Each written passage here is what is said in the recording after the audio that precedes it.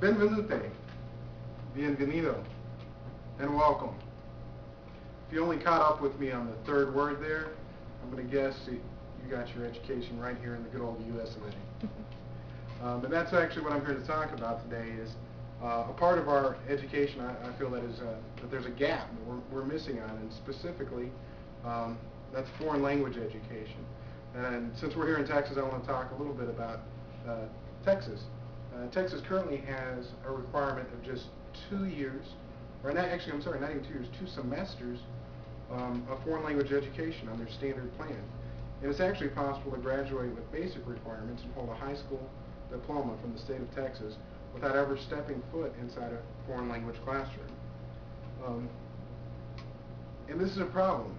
It's a problem because, you know, learning a foreign language it's more than just a skill. It's not just about learning how to order spaghetti in an Italian restaurant in Italian, or learning to say hello to your friends in another language. It's about learning about culture. It's about creating well-rounded students who appreciate the larger world that we live in. In the past, maybe that would have been enough. You know, those would have been good things, but they wouldn't have been essential. That's really changed. Technology, specifically high-speed communication, has really shrunk the world that's around us. It's bringing other cultures into our world. When our kids graduate, hopefully they're going to go on to college.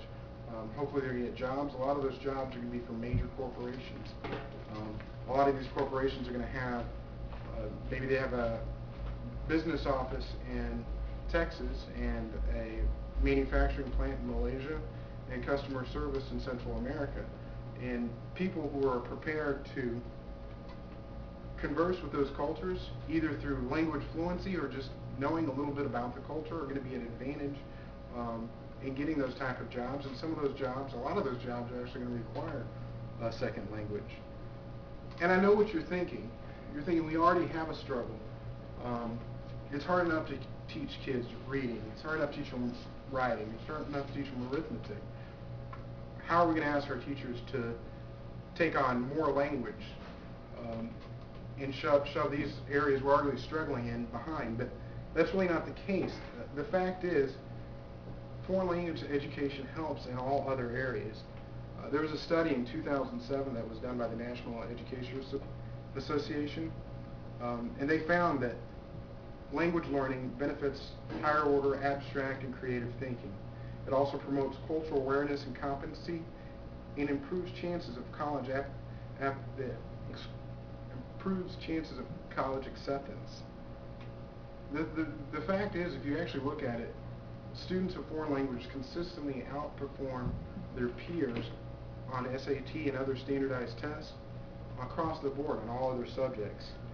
In a speech an address to Congress, this U.S. Secretary of Education under Bill Clinton said, "We have strong evidence today that studying a foreign language has a ripple effect, helping to improve student performance in all areas." The fact is, language education and language learning, that's the rising tide of education that lifts all our ships. It lifts math scores, it lifts English scores, it improves literacy. In that same speech, he also said, you know, the European Union has a goal for all their students to learn 3 languages. Surely we can help our students remain competitive by just mastering English and one other language. And so, what I would submit as a solution to this is that we should change our course requirements in Texas to require 4 years of language education for all high school students. This is a big change, and it's not something that'll happen overnight. But I invited y'all here because y'all all have a vested interest in education. Everybody in this room is either a parent, an educator, or a student. And as such, you have influence on the people around you. This is ideas you can try to implement locally at your own school board. But you also need to make sure your voice is heard by the people who set these policies. In Texas, the State Board of Education sets curriculum. Specifically, on that board, the Committee of Instruction determines what actual graduation requirements are going to be. Right now, the chair of that committee is Barbara Cargill and Terry Leo. you can contact both of them through the State Board of Education website, or they have their own website, barbaracargill.com or terryleo.com. You can tell them and let your voice be heard that foreign language learning is important to you, and let your students and other educators, school board members, have their voice be heard. The more times that this board hears from students, from educators, from administrators that language is important, the closer we can get to that goal.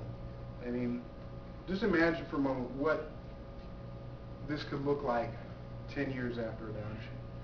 If colleges from around the country looked at a Texas high school diploma and they said, you know what, this person not only can do math and English, but we know they've got a competency in a different language. That's going to be an advantage to colleges, to employers. It's going to take Texas from a follower in education to a leader in education. I mean, alternative here is to stay where we're at right now. According to the State Comptroller Office, Texas currently rates 49th in verbal SAT scores, 46th in math SAT, and in the bottom third of graduation rates. This is the same time we're growing at the 6th fastest pace in all of the country. In my mind, we can't afford to stay the status quo. You know, our children deserve to be educated. Our children deserve to be challenged. Our children deserve to have their minds broadened. Language education does all these things. It challenges, it broadens the mind, and it truly educates. I just ask that, you let your voices be heard. Do what you can where you can, and maybe someday we'll see something where language education is considered, a right of all students, not just a privilege. Thank you for the time. With that, I bid you adieu.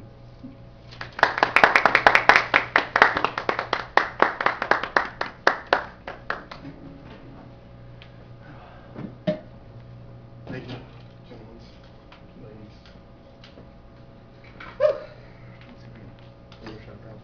I was going to say, did you get the sweat running off your face? Should we like all look back at With the camera? Can you see it? Thank you, thank you. Perfect. Very nice. Thank you, guys. Yeah. So I know.